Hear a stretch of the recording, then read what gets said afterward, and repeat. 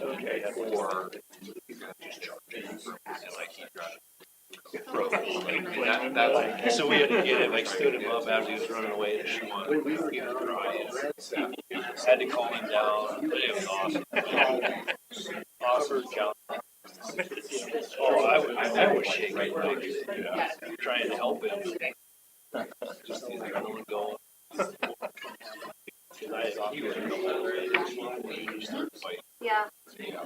That's why I'm not like super worried about it, but that happened. It all happened so quick. There was no time to Sorry. Do you have your kids down? No, if I need something, I'll call you. My father-in-law got to watch it. Oh, God, Half a mile away. You've got that. Yeah. Have you ever seen show? Just being out there. Sorry, gotta make a call. You won't never forget. All three, actually. Okay, it is 6 o'clock, and we are going to bring the April 22nd, 2024 City Council meeting to order, and we will begin with roll call, please, Jenny. Sarchet? Here. Savage? Here. Walters? Here. Vogt? Here. Otis? Here. So approval of the agenda, I'll ask for a motion and a second. Second? Any discussion? We will ask for roll call. Otis? Yes. Sarchet? Yes. Savage? Yes. Walters? Yes. Vogt? Yes. Okay, so we will move on to item number 4, which is the public hearing on the proposed fiscal year 2024 budget. It's time to close the regular meeting and open that public meeting. Jenny, when was the notice published? April 12th? Any written comments received for or against the budget? No, sir. This time, we'd like to request staff to provide a report.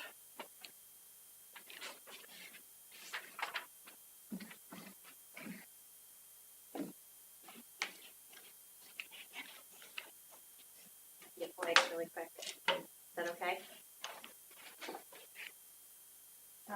So again this year, I'm proud to present to the City Council the fiscal year 2025 budget. Thank everybody that was involved in the budget process this year. Putting together a multi-million-dollar budget is a lot of work. So again, I appreciate all the work from the City Council and the staff up to this point. Budget year runs from July 1st, 2024 to June 30th, 2025. And here are some highlights from the budget. So the proposed budget is a balanced budget that includes total revenue in the amount of $20,620,229 and total expenditures of $24,497,854. A high level view of these numbers shows that you may think we're spending more than we are bringing in next year. However, some of our capital projects began in the current fiscal year, and the revenue to pay for those projects is already in the city accounts. Of that expenditure number, capital projects for next fiscal year accounts for a little over $13 million, leaving an operating budget of $11.4 million. The city's largest expense of that $11.4 million operating budget is $4.2 million to pay for salary and benefits of the city employees. Here is a breakdown of the city revenue for the fiscal year 25 budget. The city's largest source of revenue is property taxes and accounts for 27% of all revenues. Other sources of city revenue includes water, sewer, garbage, recycling, tax increment financing, local option sales tax, road use tax, building and housing revenue, public safety fees, library and park fees, and stormwater fees. The proposed budget for consideration tonight has a proposed aggregate tax levy of $11 per 1,000 assessed, which is unchanged from the current fiscal year 24 budget. And just to point out that this tax levy remains one of the lower amongst the Des Moines Metro, especially for the smaller communities. The city's operating expenses for 25 can be broken down as the following. So 22% goes to public safety, 17% to sanitary sewer, 15% for water, 10% outstanding debt payments, 8% for roads and streets, 7% for economic development, 5% for the administration, 4% for garbage recycling, 4% for building housing, 4% for the public library, and 4% for parks and recreation. The city does have a number of capital projects planned for fiscal year 25, and those projects are incorporated into this proposed budget that the council is considering tonight.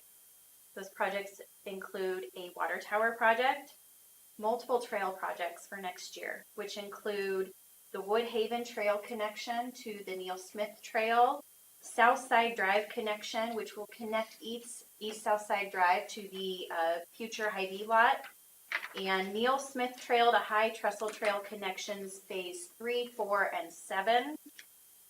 The budget also consists of the Northside Drive realignment project and phase 1 of the connection from Neil Smith to High Trestle Trail, which we've received significant federal funding for. The budget includes the sump pump collector project, which will take place on Roosevelt, Sunset, Lindale, and Oakland Drive in Polk City. And the budget also includes the 12 Oak Park Improvement Project, which will include site improvements and a trail connection through 12 Oaks Park. The city will also complete a 2025 street repair project, repairing a number of concrete street panels throughout the community, which we have done the last several years in the city. The 25 budget also includes some capital equipment purchases, which include one new police vehicle, a new ambulance, a new Public Works pickup truck, Public Works snow pusher and cab/blower, and a new generator for the police and fire station. So that's a good overview of the fiscal year 25 budget. I'm happy to take any questions from council.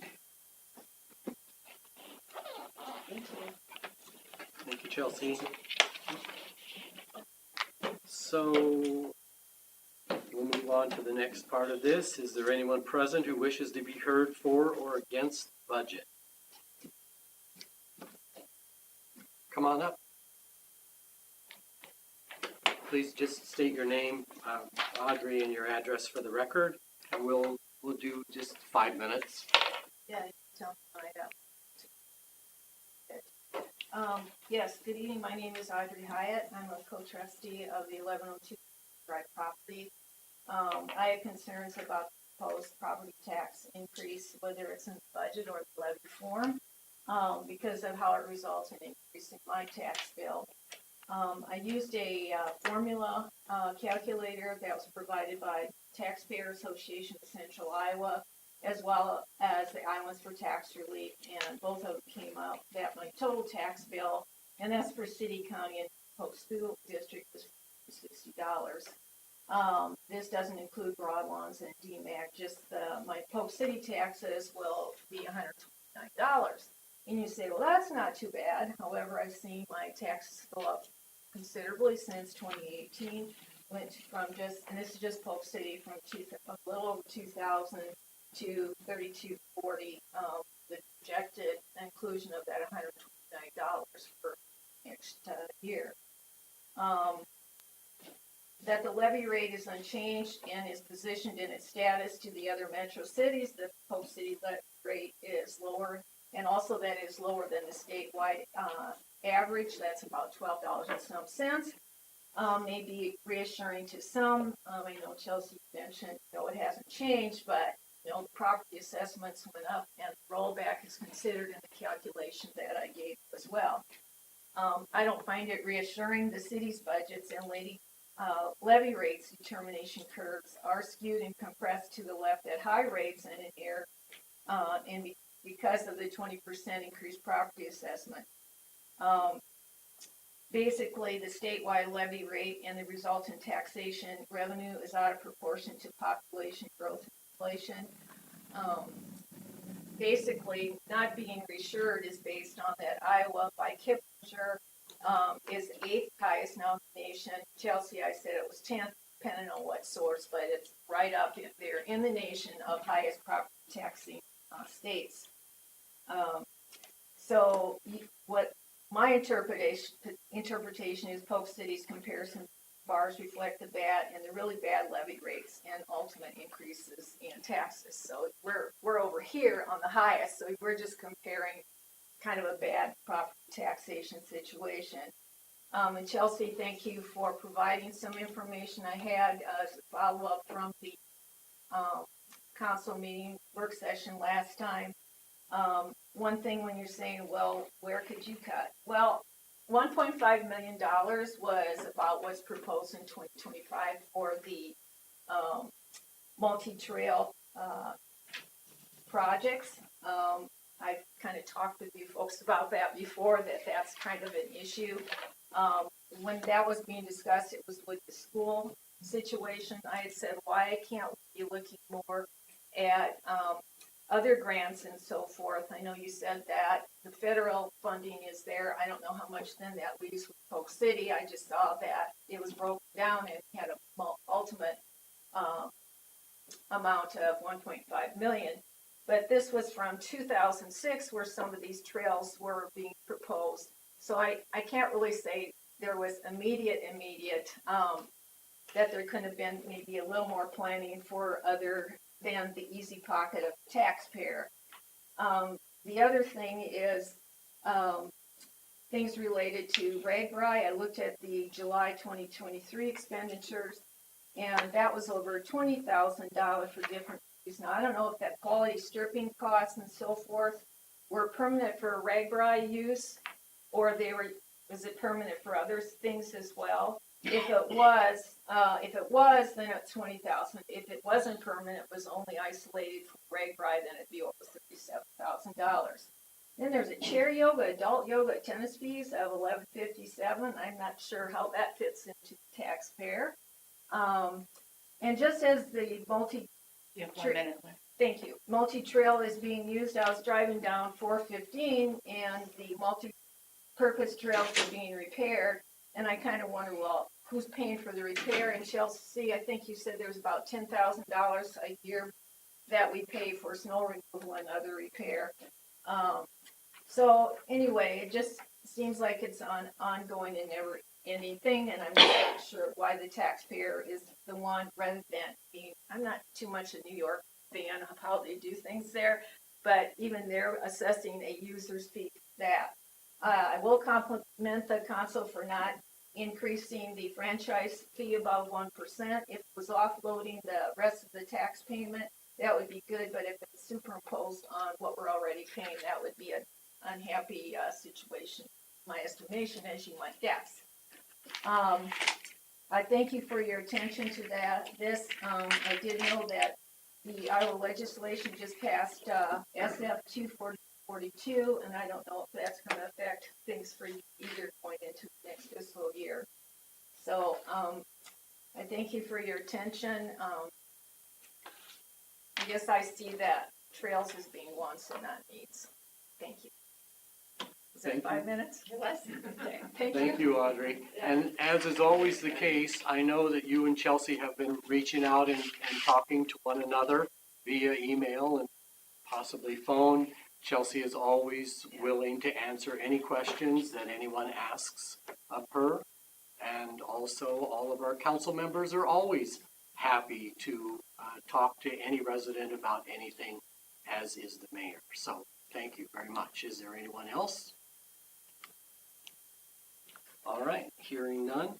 Then we'll need a motion to close the public hearing and reopen the regular meeting. Someone. Second. And roll call? Vogel? Yes. Otis? Yes. Sarchet? Yes. Savage? Yes. Walters? Yes. So then I need a motion to approve resolution 2024-42, adopting the fiscal year 24-25 budget. A motion, please, and a second. So moved. Second. And roll call. Oh, Walters? anything from council? And roll call. Walters? Yes. Vogel? Yes. Otis? Yes. Sarchet? Yes. Savage? Yes. All right then, moving on to item B, it's time to close the regular meeting and open the public meeting on the proposed plans, specifications, form of contract, and estimate of cost for the proposed elevated storage tank water main extension project. Jenny, when was the notice published? April 12th. Have we had any written comments for or against the proposed elevated storage tank water main extension project? No, sir. At this time, I'd like to request staff to provide a report. It would be McClure. It's gonna be- Yes. You're not technically staff. I just wanted to That's make sure what I it wasn't says right proposing. here. Good evening, Mayor and Council. We had good bids that were received last week in relation to both projects. I'll touch first on the water main portion of this. So with the siting of the new tower, obviously we have to connect that into the system. That includes the 16-inch connection and then the 8-inch connection to the north, 16-inch connection from the county highway road, and then the 8-inch connection back up to I can't remember the name of the street, but up by the school. We received really a lot of interest. We had 12 bidders. We're seeing a lot of that interest come back in the market. Just a couple of years ago, we were seeing quite a few less than that. And we received excellent bids with low bid from Macinich. And we certainly, as a firm, have worked with Macinich quite a bit, have several ongoing projects with them. And I'm sure that they've done work with the city as well in the past in some manner. And so we certainly recommend that they're both a competent and professional construction company to complete the work. So do you want me to touch on the tower now too, or wait? Please wait until the next Yep. hearing. Okay. Yep. So, I guess the next thing is to ask if there's anyone present who wishes to be heard for or against this project. Macinich is the low, so certainly the council has to take action to an award and go. So then I need a motion to close the public hearing and reopen the regular meeting. Move. Second. And roll call? Otis. Yes. Sarchet. Savage. Yes. Walters. Yes. Vogel. Yes.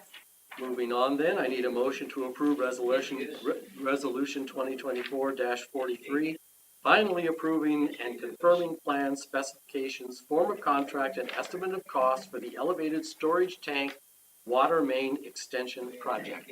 Motion, please, and a second. Second. Discussion? Curious on the language, like, 2043, finally approving. I think that's a typo. No, it's not. That's the way it came from Dorsey. It didn't feel like a long time, to be fair. And that's the way they did both of them. Okay. I wonder if it's a typo for them. So no concerns, I mean, No. it seems like a minor thing, but it's also legally, so. Okay. Okay, then, we need a roll call. Amy's shaking her head, and I always look for that. We need a roll call. Savage. Yes. Walters. Yes. Vogel. Yes. Otis. Yes. Sarchet. I need a motion then to file the construction bids received for the project. Motion and a second. Second. Any discussion? Hearing none, I need a roll call vote, please. Vogel. Yeah. Otis. Yes. Sarchet. Yes. Savage. Yes. Walters. Yes.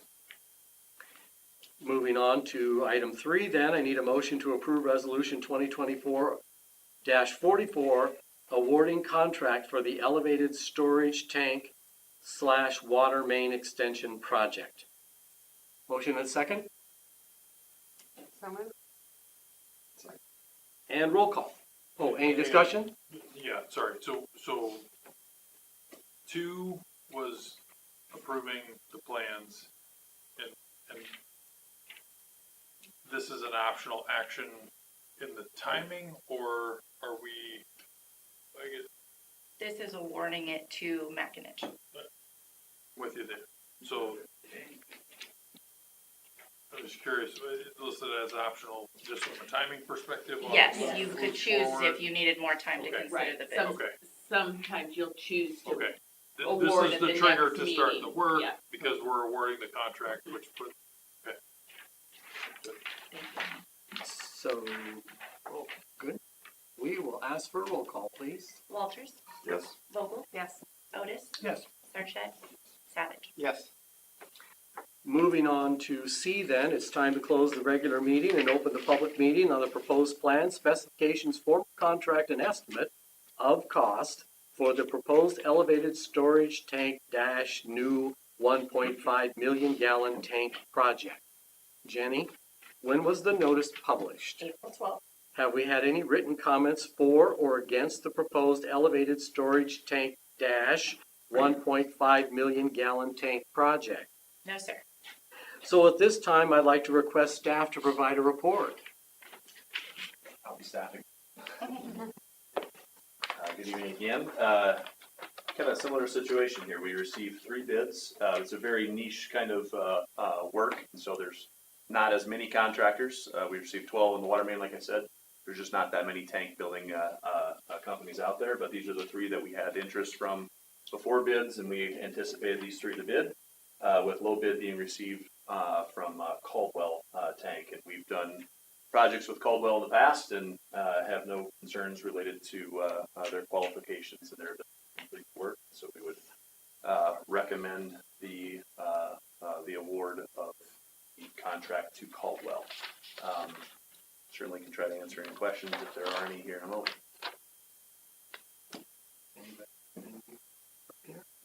Okay then, anyone present who wishes to be heard for or against the project? Hearing none, I need a motion to close the public hearing and reopen the regular meeting. So moved. And roll call. Sarchet, Savage, Yes. Walters, Yes. Vogel. Yes. Otis. Yes. So we'll move on to item 1 then. I need a motion to approve resolution 2024-45. Do I have to say that word?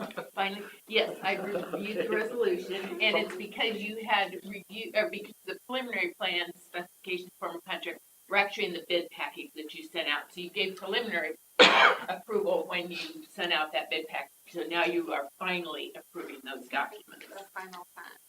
And that's how their resolution Is reads. that your final answer? It is. Yes, it is. So finally approving and confirming plans, specifications, form of contract, and estimate of cost for the elevated storage tank dash 1.5 million gallon tank project. Motion and a second, please. So. Second. And roll call. Oh, any discussion? No, well, yeah, and one thing, I think, other than challenging Amy to earn her dollars is always something I strive to do, whether it's intentional or not, but, thank you for clarifying that, because it didn't seem on.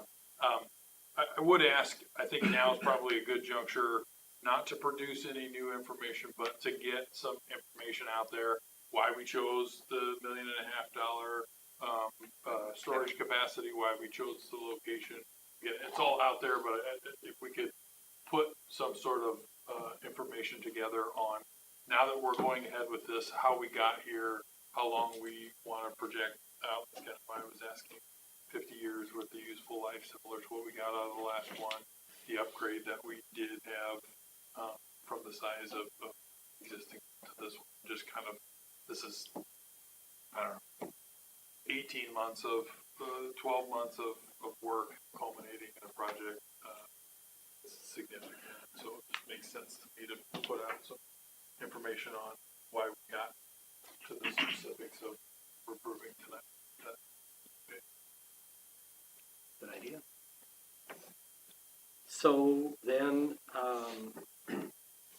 we've had a motion, we've had a second, we're gonna do roll call. Otis, Yes. Sarchet, Yes. Savage, Yes. Walters, Yes. Vogel. Yes. Moving on to item 2, I need a motion to file the construction bids received for the project. And a second. Second. And roll call. Sorry. Savage, Yes. Walters, Yes. Vogel. Yes. Otis, Yes. Sarchet. And then item 3 here, I need a motion to approve resolution 2024-46 awarding contract for the elevated storage tank dash 1.5 million gallon tank project. Motion. Second. Any discussion? Roll call. Otis, Yes. Sarchet, Yes. Savage, Yes. Walters, Yes. Vogel. Okay. Moving on then to item number 5, a presentation from Bravo of Greater Des Moines. Megan, welcome. Not Megan. It's No. okay. It'll be a surprise. That's right. Sally, welcome. Thank you so much. Oh, didn't get there. I can do it without too. Well done. Well done. And it is in their packet too. Great. Great. Well, good evening, and thank you all so much for the opportunity to hear. Support from the city of Polk City makes everything Bravo does possible, and we are truly grateful for your partnership. I do especially want to thank Councilmember Vogel, who serves as the city's representative to the Bravo Board of Directors. I'm just going to give a high-level overview of some of the work we do and a few of the opportunities we're embracing for the future. Feel free to jump in and ask questions as I go if you want to know more. First, just as a refresher, Bravo serves as the region's Arts Council. This means that we are working to align arts and culture with all regional priorities, from education to mental health, economic development to DEI. Bravo is leveraging all of the community resources to maximize the impact of arts, culture, and heritage on everything Central Iowa is trying to achieve. We were founded in 2004. We'll be celebrating our 20th anniversary this year, and we are really grateful that we are still almost 100% funded still with hotel motel tax dollars from the 17 local communities that invest in us. That makes up about 99% of Bravo's revenue. In our region, Bravo is one of the earliest examples of public-private partnership, and I believe still stands as one of the great beacons of how well regionalism can work for impact and driving quality. Bravo is, of course, best known for our grant making. That is all we did for our first 15 years, and we've invested over $60 million back into the region through those programs. Some of our cultural partners you're probably familiar with. We have a nationally recognized professional symphony, an internationally acclaimed art center, and a zoo that serves nearly 500,000 visitors a year. But Bravo is also supporting a number of organizations you may be less familiar with or you may not have expected. One that's new to us this year, of course, is the Big Creek Historical Society. We're very grateful that they got an application in and we're able to be funding them and considering them one of our 87 nonprofit cultural partners. We only have 13 of those 87 that have budgets over $2 million, and 54% of the organizations we're supporting have budgets below $50,000. So there's a wide range of organizations, big and small, adding to the landscape in our region. In addition to our operating grants, we also offer capital project support grants and public art grants. The public art grants are actually only offered to our 28E partner governments, and they're for new public art plans or projects that will generate more artistic or cultural expression in Greater Des Moines. We know this is increasingly a priority for many of our communities. People want to live in places that have unique and accessible public art that enhances and activates spaces in new and dynamic ways. We have invested nearly $500,000 in the last 3 years in these public art grant programs. We've only run 3 cycles. We'll be making announcements on grants for this cycle coming up here in the next couple of months. I'm pleased to say that post-pandemic revenues are relatively strong for Bravo, and we continue to be able to invest more in our cultural partners and our communities. Operating grants are obviously still our largest investment, and overall we anticipate we'll be investing more than $5 million through all of our programs this year. It's wonderful that revenues are up. It is also important to note that although there's more pie, there are more people at the table. Our grant requests are up by nearly 20 organizations since the pandemic. We were about 65 organizations going into the pandemic, and as I said, we're currently funding 87 nonprofits coming out of the pandemic. So we're grateful to have additional revenue to support additional organizations.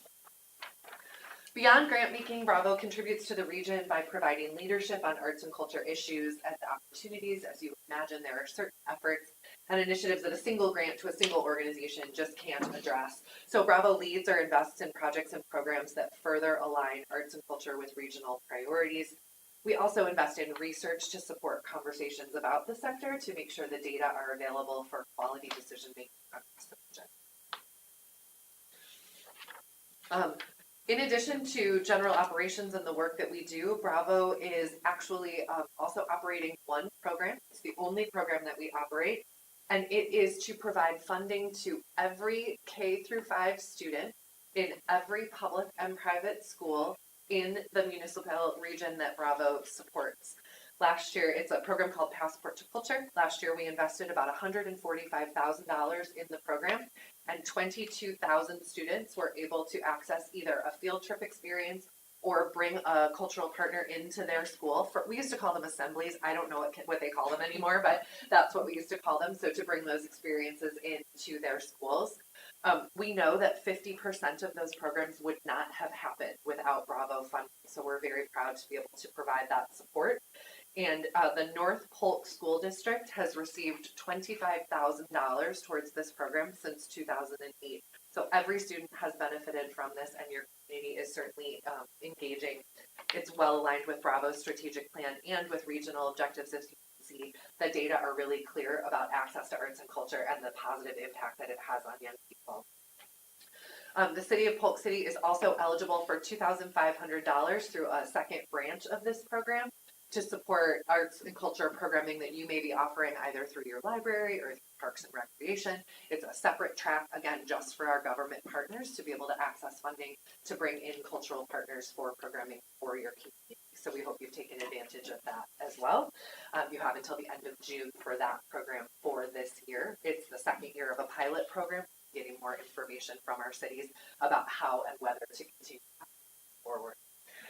Because this is such an essential program, I do want to make sure you're aware that for the first and really only time, Bravo is entering into a capital campaign to build an endowment so that Passport to Culture can sustain itself in perpetuity and not rely on Bravo dollars.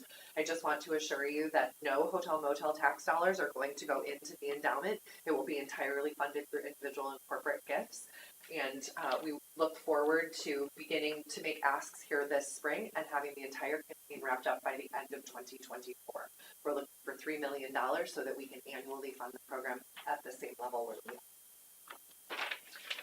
Whether through grants or investments in community impact, everything Bravo done is rooted in the intrinsic value of the arts. But it's also important for you to understand that our investments are having significant economic impact on the region as well. In November, we released the data you're seeing here from a national economic impact study. And you can see that there's more than $309 million worth of annual economic impact generated by the nonprofit arts and culture sector. So this does not include for-profit ventures like movie theaters or the Iowa Event Center. It also does not include individual artists. This is only the nonprofit sector, so the landscape that Bravo uniquely supports. If you were doing the math on the year this data was collected, we invested about $4.5 million into those organizations, and they turned it into nearly $310 million worth of economic impact. I would say that's a 70 to 1. For anyone who can't do the math that fast, it's a 70 to 1 return on investment for public dollars. And I would challenge you to find anything else that you're able to do with your money that's generating that kind of ROI. At that conclusion, I just want to make sure that if you don't remember anything about anything I've said, please just make sure that you know that arts and culture truly impacts everything we're trying to accomplish as a region. Investing in the arts means investing in everything from economic development, like I said, to mental health, education, civic dialogue, you name it. There's a pathway forward for arts to be connected to it. I do want to thank you for the opportunity to present. And again, thank you for your investment in Bravo. Thank you, Councilmember Vogel. We appreciate your engagement and participation. And I'm happy to take any questions. Thank you. Just want to go back to the $2,500 programming. Yeah, and we've got a new Polk City Arts and Culture organization that could maybe jumpstart that if those funds have been how do we kick the tires on? So that I'm happy to talk to Chelsea. I don't know, Mandy, who you think is the best person for us to just give a quick update to. Is it like, are you guys at all familiar about it? I think probably Chelsea, and then we can help spread the library, Park and Rec, and that's great. Chelsea, I'll send you an email or have Amy from our team get back to you with the information and make sure that you are clear on the details of the program and how you can access those funds. But we'd love to have you use them. Okay. Thank you, Sally. Thank you so much. thank you.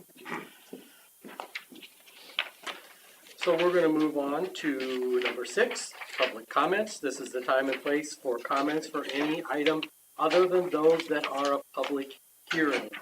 Have we had anybody fill out a comment card? No, sir. Was there anybody who came in late and didn't get a chance to fill out a comment card and would like to speak?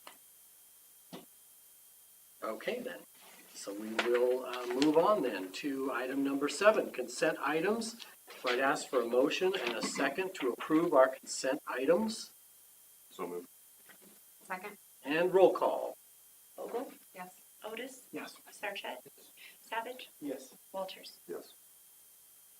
Moving on to item number 8, business items A, resolution 2024-20-53, approving plat of survey for parcel 2023-181 and 2023-182. Motion and a second, please. So moved. Second. And roll call. Otis? Yes. Sarchet? Yes. Savage? Yes. Walters? Yes. Vogel? Yes. Thank you. Item number 9 is the mayor proclamations. The first one is for Building Safety Month. So I, Steve Karsden, Mayor of City of Polk City, Iowa, do hereby proclaim the month of May 2024 as Building Safety Month. Accordingly, I encourage our citizens to join us as we participate in Building Safety Month activities. Next proclamation is for 55th Annual Professional Municipal Clerks Week. I, therefore, Steve Karsden, Mayor of City of Polk City, Iowa, do recognize the week of May 5th through the 11th, 2024 as Professional Municipal Clerks Week, and further extend appreciation to our professional municipal clerks for the vital services they perform and their exemplary dedication to the communities they represent. I wanted to read it exactly as it was written, just for Amy. And then finally, the third one is Police Week. I, Steve Karsden, Mayor of Polk City, Iowa, do hereby recognize the week of May 12th through May 18th, 2024 as National Police Week in Polk City, Iowa, and publicly salute the service of law enforcement officers in our community and in communities across the nation. I urge all citizens to recognize these officers' faithful and loyal devotion to their responsibilities. So thank you very much. Move on to item 10, which is reports and particulars, and we will begin with staff. Anything from staff? Yes, sir. Jason. Yeah, I just wanted to highlight 2 happenings in the month of April. So earlier this month, on April 4th, I was able to attend this year's Tree City USA Recognition Luncheon, along with Polk City Arbor League members Ken Morse and Phil Jensen. Polk City was once again recognized as a Tree City USA for the 31st year in a row. We are one of 74 that got that recognition. Polk City was also recognized as a Tree City USA Growth Award recipient. That shows going above and beyond just being a Tree City USA. And we were recognized for that for the 29th time. In 21 Iowa communities were recognized that time. So I just did a little Google search earlier today. 944 incorporated municipalities in Iowa. So 8% are Tree City USA and only 2% receive the Growth Award. So, these are how a city or a municipality handles its public trees. Our right-of-ways, our parks, our green spaces. So we're doing a pretty good thing here in Polk City. The other thing, the Polk City Friends of the Parks annual Earth Day 5K took place this past Saturday with over 100 runners. And new this year was a pickleball tournament that had over 30 players. And I'd like to say special thank you to the Polk City Pickleball Moms group that helped facilitate that tournament. The funds collected from these events will be used to help resurface the Miller Park tennis and pickleball courts. I would just like to say thanks to all who volunteered, sponsored, or participated. Thank you. So, Jason, I just had a question for you. There's a lot of beautiful new trees along Parker. Are those the result of a Mid-American grant? Yes, partially. So my department, along with the Arbor League, and through the Arbor League, $3,500 of Mid-American money. Yes, we recently collaborated and planted 13 trees up there to go along with 6 we did in the fall of 22. So 19 trees have been planted in that otherwise kind of unusable park space with the proximity of northern natural gases, high pressurized pipeline. So really a cool effort to collaborate with them and beautify the space. So yeah, 19 trees, and Mid-American certainly $3,500 this year, and I'm sure they're $3,500 in 2022 also for that project. Great, great. Thank you. Yep. Any other staff comments? All right, we'll move on to Chelsea then, city manager. We'll move on to council members then. Anything from our council? I was actually gonna bring up the Arbor League planting, and just to expand a little bit further on that, I'd love to see the partnership. I know, Ken's always entertaining when he's come in the past, but to see that handoff to Jason, and I don't think that was necessarily something that you would have had to have taken. Jason, and I know you've gone above and beyond with, ingratiating yourself and incorporating some of the city work with the Arbor League. So wanted to definitely shout out to you and Parks and Rec department there. But I also want to acknowledge the Arbor League in a couple ways. So 19 trees, I didn't know the first because that didn't come out, but that looks great now, and it's going to look outstanding in 5, 10, 20 years down the road for one of our busiest roads on Parker and one of the neighborhoods, Woodhaven, that could probably stand to get used. And I totally agree with Jason's point that kind of limited with what is available there, and so this planning is just perfect. And so the Arbor League, there aren't very many organizations that have a 40-year track record, period. There are even less of those that have a track record here, and so in a little bit of a transitionary state with that group. So if there are folks hearing this or interested and appreciating what has happened out there, and run through maybe thousands of trees that have been planted in this town because of that group, probably thousands of trees, I don't know, because it's a lot. But there is a need for that next generation to come along and take that group forward. I think it definitely plays a role. And we've got other groups, Friends of the Parks, and things that are doing awesome things that are related, but definitely see a need for our. So, anyone has any questions, happy to answer them myself, or there's Facebook and a website, I think, for the city to plug into. Thank you. I'll piggyback off of that and just, again, thank you to staff, to volunteers, for businesses, especially as we're going through our budget tonight. And, we've got a lot of things in this community to pay for. We've got a lot of things to do. So between the trees being planted, using volunteer hours to help plant them, to getting grants to help buy trees for our community, to raising funds in a fun way to try to resurface a pickleball and tennis court. And I know the fire department also had their event with Papa's as they came around town in the fire trucks, which is always a highlight. Even though my kids are a little older, it's still pretty cool to see that coming through town. But again, there are a lot of people who volunteer, and I think staff also does a great job of helping find ways to volunteer, raise funds, and connect with the community. So lots of good news things there, and appreciate all that everyone does. Okay, great. Thanks, council. So my only comment, was there a pickleball tournament this weekend? Yeah, so that was great. And I just applaud everybody who did that. That is a use of our square area that we have never had before. And it was really kind of visionary to do it. And I hope that we will do that again because, as you mentioned, there were a lot of people who participated in that. My partner Ben and I came in third. I had planned to wear my hardware tonight based on that third place, but apparently you don't get hardware for third place. So but I'm still very much delighted that we had the chance to participate. So that's all I've got to say tonight. So we'll move on then to adjournment, and I'll ask for a motion and a second to adjourn.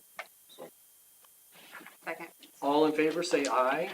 Aye. Any opposed, same sign. We are adjourned until May 13th.